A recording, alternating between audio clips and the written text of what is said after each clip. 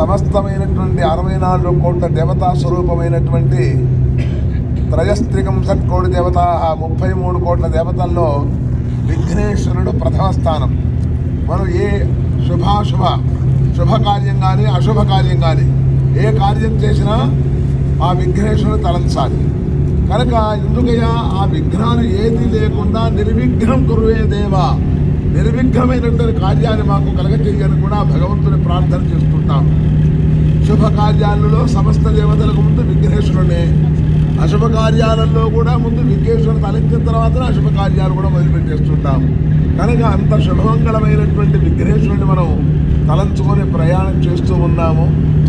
ఈ ప్రయాణంలో ఇంతమంది యాత్రికులలో ఏ ఆటంకం లేకుండా సంపూర్ణమైనటువంటి మనోవికాసంతో ప్రశాంతమైనటువంటి మనస్సుతో భక్తి మార్గం చేత భగవంతుని యొక్క ధ్యానంలో లీనమై భగవంతుని యొక్క సేవకు అంకితమై మన మనస్సు దేహం రెండు కూడా పరమేశ్వరుని అనుగ్రహాన్ని పొందాలని, భక్తి జ్ఞాన వైరాగ్య మోక్ష సాధనలో ఒక మార్గం ఇదని తెలుసుకొని ఈ మార్గాన్వేషణలో పొందడానికి ఈ తీర్థయాత్రలు, దైవ దర్శనాలు, దైవ రుణాలు తీర్చుకోవడానికి అవకాశం లభించినటువంటిది సమయం.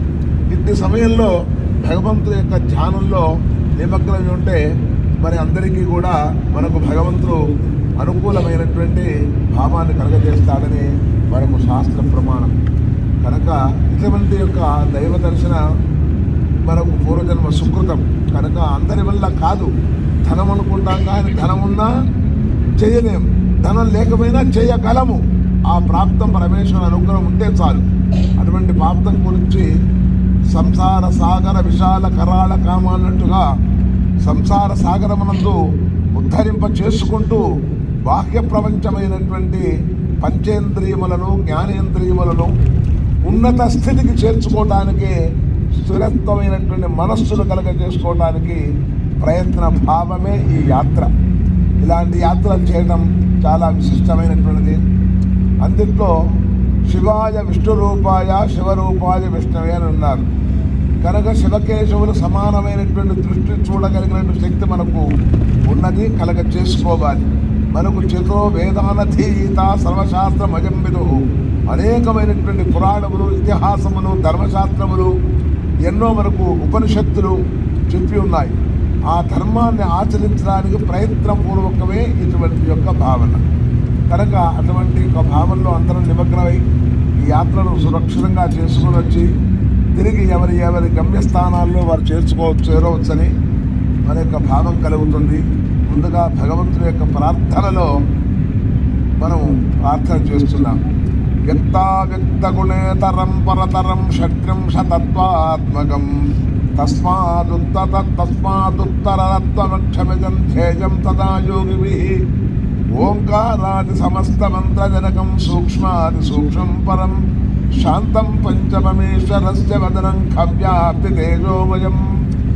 సర్వవేద మంత్రానికి ఓం అనేటువంటి అకార ఉకార మకార స్వరూపము, ఓం అనేటువంటి శబ్దాన్ని మనకు భగవంతుడి సృష్టి వల్ల వచ్చింది కనుక ఆ ఓం అనే శబ్దం అనే ప్రతి మంత్రముగా ఉద్భవించింది.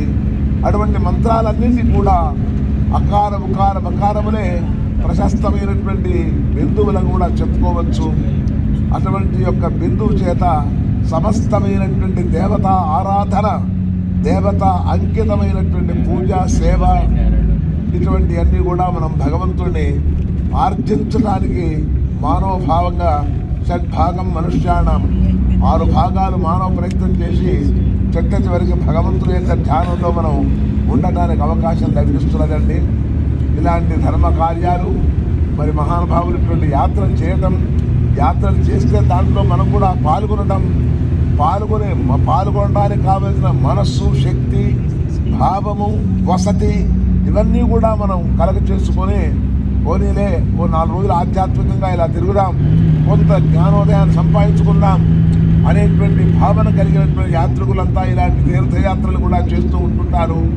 దానివల్ల తను శుద్ధి అవడమే కాకుండా పరిసర ప్రాంత మానవులందరూ కూడా శుద్ధి కావడానికి ఒక ప్రక్రియ మాత్రమే అని చెప్పవచ్చు. ఇటువంటి ప్రక్రియ మాత్రంలో పశుపక్షాది జంతువుల కంటే కూడా భగవంతుడు మనకు ఒక గొప్ప శక్తినిచ్చాడు.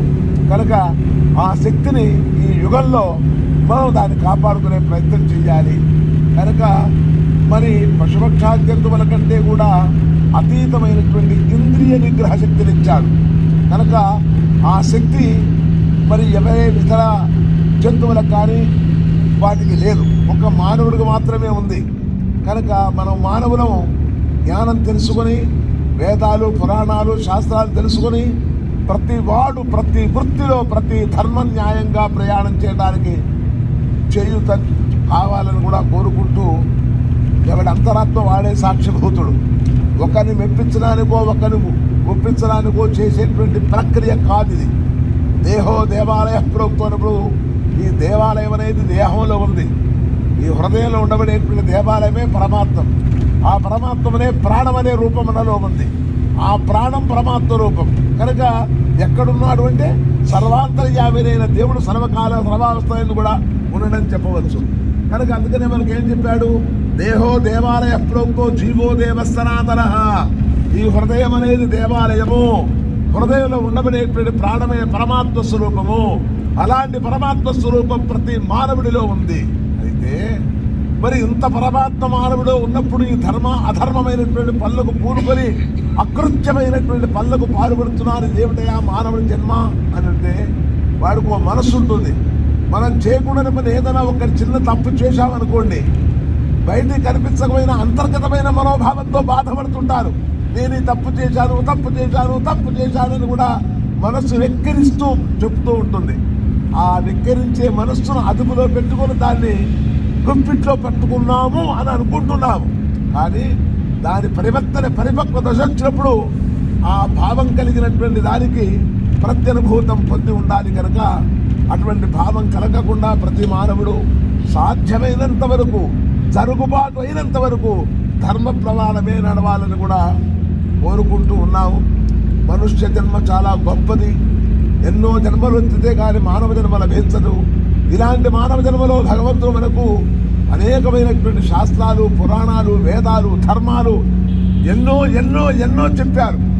కనుక మన సాంప్రదాయంలో, మన కుటుంబంలో మన తాతలు తండ్రులు ఆచరించినటువంటి యొక్క ధర్మం మనం ఆచరించుకుంటూ, వాళ్ళు నడిచినటువంటి నడవలో మనం నడుస్తూ, నలుగురికి ఉపకారంగా ఉంటూ, అపకారం లేకుండా ఇటువంటి సద్భావం చేత, సత్ప్రవర్తన చేత, సద్బుద్ధి చేత భగవంతుడు పరిపాలన చేస్తే వారిలో చైతన్యం కలిగితే, అతను చైతన్యం కాకుండా ఇతరులు కూడా చైతన్యంతో చేస్తూ ఇటువంటి ధార్మికమైనటువంటి కార్యక్రమాలలో భగవంతుడు అనుగ్రహం వల్ల పాల్గొని అందరూ సభ్యులై ఆవేశంతో లేకుండా, క్షణకాల ఆవేశములనంతా కూడా మరొక క్షణంలో, ఇప్పుడున్న క్షణం ఇంకో క్షణం ఉండదు. కనుక సాధ్యమైనంత వరకు సుస్థిరమైనటువంటి మనస్సు దైవం మీద, దైవ చింతన మీద, దైవ ఆధ్యాత్మికం మీద కూడా మనం గోచరింప చేసినట్టయితే కొంత చైతన్యం కలిగి భగవంతుడు మనకు ఒక ఉన్నతమైనటువంటి మనస్సు, ఉన్నతమైనటువంటి స్థితి, ఉన్నతమైనటువంటి ధనము, ఉన్నతమైనటువంటి శక్తి, ఇవన్నీ కూడా మనకు వాక్కు పాణి పాద పాయూపస్థములు, త్వక్కు చక్షు శ్రోత్ర జగ్వ ఆఘ్రాణములు, పంచేంద్రియములు, జ్ఞానేంద్రియములు కూడా మనం సన్మార్గంలో పెట్టుకోవడానికి మానవ కృషిగా చేస్తూ చెయ్యాలంటే, స్థిమితత్వంగా కలగాలంటే దైవశక్తిని సంపాదించాలి. దైవశక్తి మన పదాలు కొనుక్కొచ్చేదా? ఒక 1000 రూపాయలు, ఒక పావు కిలో దైవశక్తి ఇవ్వనంటే ఇచ్చేవాడా? కాదు.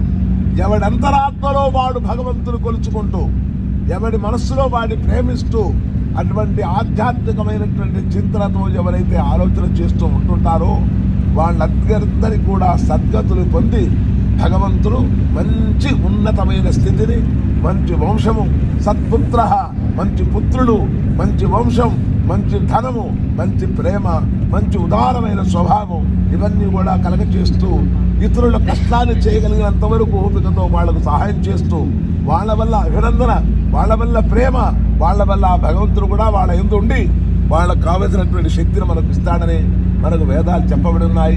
మనకు కూడా చితరో వేదానథీజీత సర్వశాస్త్రమయం విదు, అనేకమైనటువంటి పురాణాలు, శాస్త్రాలు, వేదాలని కూడా చెప్పారు ఇతిహాసాలలో. దాని తీరు మనం బోటంలే. కనుక కరెంటుతో కూడుకున్న లైట్లను చూస్తే ఎంత భయపడుతున్నామో వాడి తెరువు పోక ఉన్నాం. కొంతకాలం దానికి కూడా కాలాన్ని మనం ఇయ్యాలి. కనుక భగవంతుని యొక్క ఆగ్రహంలో మనకు శక్తినిచ్చిన వాడు 120 సంవత్సరాలు ఇచ్చాడు మానవ ప్రమాణంలో. కనుక కలియుగానికి ఆరంభం అయ్యే వరకు శతమానం భవతి అని వేదం చెప్పబడింది. శతమానానికే మనం ఒక పరిమిత వచ్చాం. ఇప్పుడు సమాజంలో కాలానికి వచ్చినట్టు సమయంలో అర్ధ శతమానానికే వృద్ధులం అయిపోతున్నాం.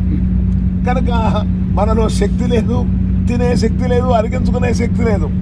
అన్ని అనేకమైనటువంటి తోబుట్టులాగా షుగరు, బీపీ ఇలాంటి వ్యాధులతో నేను కూడా ఉన్నామండి, వాళ్ళని చేర్చుకున్నామండి అన్నట్టుగా ఎంత మాధుర్యమైనటువంటి వాటినైనా చూసుకొని ఆనందపడే తప్ప అనుభవించే యోగాన్ని తగ్గిపోతున్నాం. జరిగిన కాలం ముందుకు రాదు, జరగాల్సిన కాలాన్ని వ్యర్థం చేస్తున్నాం. అలా చేయకుండా మనలో చైతన్యం కలిగి సాధ్యమైనంత వరకు కాలాన్ని వ్యర్థం కాకుండా భగవద్ ధ్యానంలో లీనమై ఏ మానవుడైతే ప్రయాణం చేస్తూ ఉంటాడో వాళ్ళందరికీ కూడా భగవంతుడు గొప్ప అతీతమైన శక్తిని ఇస్తాడని, వంశవృద్ధి కలగజేస్తాడని, అనేక సంపదలు ఇస్తాడని, అనేకమైన సుఖాలాన్ని ఇస్తాడని మనకు వేద ప్రమాణం చెప్పబడింది. మనందరం కూడా ఒక కుటుంబంగా వెళ్ళి భగవంతుని ధ్యానం చేసుకొని భగవంతుని లీనమై భగవంతుడి యొక్క అనుగ్రహాన్ని పొందడానికి ఎవరి మనస్సుకు తగ్గట్టుకు వాళ్ళు ప్రయాణం చేస్తూ ఉండాలని కోరుకుంటూ ఈ యాత్రను మనం ప్రారంభం చేశాము. ఎక్కడెక్కడో దేశాల నుంచి, ఎక్కడో ఆస్ట్రేలియా, అమెరికా, రష్యా, లండన్ ఇటువంటి దేశస్తులందరూ కూడా మన భారతదేశంలో ఓ గొప్ప చరిత్ర ఉంది, ఇంకా మనం తెలుసుకోవాలి, మన కంట్రీ కంటే అవతల కంట్రీ భారతదేశ కంట్రీ చాలా గొప్పది, దానికి తరుగు లేదు అని వాళ్ళు ఎంతో ఆధ్యాత్మికంగా ప్రయత్నం చేస్తూనే ఉన్నారండి. ఏ పుణ్యక్షేత్రాలు చూడండి, ఇతర కంట్రీ వాళ్ళు చాలా ఎక్కువ కనిపిస్తుంటారు. మాకైతే ప్రత్యక్షంగా ప్రతి సంవత్సరాలు 4 మాసాలు 5 సార్లు 6 సార్లు కాశీకి వెళ్తుంటాం. ఇతర దేశాలందరూ కూడా ఉంటుంటారు అక్కడ గొప్ప వాళ్ళ హిస్టరీ సంబంధించినట్టు అది కూడా ఒక చిన్న పాయింట్ తీసుకొని దాంట్లో రీసెర్చ్ చేసి ఆ రీసెర్చ్లో ఏదో గొప్ప శక్తి ఉందని కూడా తెలుసుకొని మళ్ళా మన వేదాలు, మన పురాణాలు, మన శాస్త్రాలు మనకు అనుభూతిగా వాళ్ళు చెప్పబడుతున్నారు. మన భారతదేశం గురించి మనం చెప్పాలంటే మనం చెప్పలేము. ఇతర దేశస్తులు చెప్తున్నారు కంట్రీ వాస్ 5 గంటలు 4 గంటలు అనర్గళంగా మనకు మీటింగ్ ఇస్తున్నారు భారతదేశం గురించి. అది మన భారతదేశానికి గురించి మనం అంత పట్టించుకోకుండా ఉన్నాం. అలా కాకుండా మన హిందూ సమాజాన్ని, హిందూ ధర్మాన్ని, ధర్మదేవతను కాపాడేంత వరకు మనం ఆ దేవతను కాపాడుకుంటూ ఉండాలని, కనుక అటువంటి యొక్క పరిస్థితులన్నీ అవగాహన కావలసిన శక్తి అంతా మన హిందూది ఇక్కడే ఉంది. దీన్ని మనం ఆధారం తీసుకోవాలి. ఎన్నో హిస్టరీలు రాయొచ్చు, ఎన్నో చరిత్రలు ఉన్నాయి మనకు. కనుక చూడండి ఎన్ని చరిత్రలో మనకు భగవంతునిచ్చాడు. రామ శిబిరంతి పృథు మరుద్భగీరథానంగ శశిబిందు గజాంబరీష దిలీప నృగ భరత యయాతి మాంధాతృ సుహోత్ర షోడశ రాజులంతా కూడా చరిత్ర ఉంది. ఒక్కొక్క చరిత్ర కొన్ని వేల సంవత్సరాలు శక్తి సంపాదించే చరిత్రలు ఇచ్చారు. అంగవంగ కళింగ కాశ్మీర కాంభోజ సౌవీర సౌరాష్ట్ర మహారాష్ట్ర మగధమేహ నేపాళ కేరళ చోళ పాంచాళ గౌళ మలయాళ సింహళ ద్రవిళ ద్రావిడ కర్ణాట నాట కర్వాట మర్వాట మరాఠ పానాట నాటవాణ్య హుళిందాంధ్రహూణ దగాణ కుక్కురుగురు గాంధర్వ విదర్భ విదేహ బాక్రిక బర్బర కేకయ కోసల కుంతల కిరాతన శూరసేన టెంకణ కొంకణ మత్స్య మంధ్ర పార్శ్వ ఘూర్జరయామ జాలాంధ్ర సాల్వసేది సింధువంత్యాది అనేక విశేష దేశ భాషలున్నాయి. ఇన్ని దేశాల భాషలన్నీ కూడా ఎంతో విపరీతంగా చెప్పబడుతున్నాయి. ఒక్కొక్క భాషకు, ఒక్కొక్క చరిత్రకు ఒక్కొక్క హిస్టరీ ఉంది. కనుక దాంట్లో లేదా వాళ్ళందరూ కూడా ధర్మం ప్రకారమే నడివాడు, ధర్మం గురించే వాడు బ్రతికారు. సత్యహరిశ్చంద్రుడు బ్రతికాడంటే సత్యం గురించి వర్ణించాడు. ఆ సత్యహరిశ్చంద్రుడిని క్రాస్ చేయడానికి వశిష్ఠుడు ఎంతో ప్రయత్నం చేశాడు. ఎన్ని ప్రయత్నాలు చేసినా తన మాటలు కాదనకుండా ఆయన పరిపాలించాడు. కాబట్టి సత్యహరిశ్చంద్రుడు అని బిరుదాంకుడు అయినాడు. నాకు ఇస్తారా బిరుదు, ఇంకో పుల్లయ్యకి ఇస్తారా బిరుదు? అటువంటి శక్తి ఆయనకున్నది. ఆనాటి నుంచి ఈటి వరకు కేవలం ఒక్క మాట అన్నంత మాత్రానికి మరి ఆ సత్యానికే ధర్మదేవతలు 33 కోట్ల దేవతలు కూడా ప్రత్యక్షమై సత్యహరిశ్చంద్రుల యొక్క సత్యాన్ని పరిశీలించి యథాప్రకారంగా రాజ్యము, ధనము, భోగము, భాగ్యము, ఐశ్వర్యము, రాజ్యాన్ని కూడా సమకూలించగలిగినట్టు. కనుక మానవుడికి నిగ్రహ శక్తి కావాలి. నిగ్రహ శక్తి కావాలంటే నువ్వు నిగ్రహ శక్తి కావాలంటే వచ్చేది కాదు, నీ మనస్సు మీద ఆధారపడింది నిగ్రహ శక్తి. ఆ నిగ్రహ శక్తిని ఆపాదించడానికి మన శక్తిని సంపాదించాలి.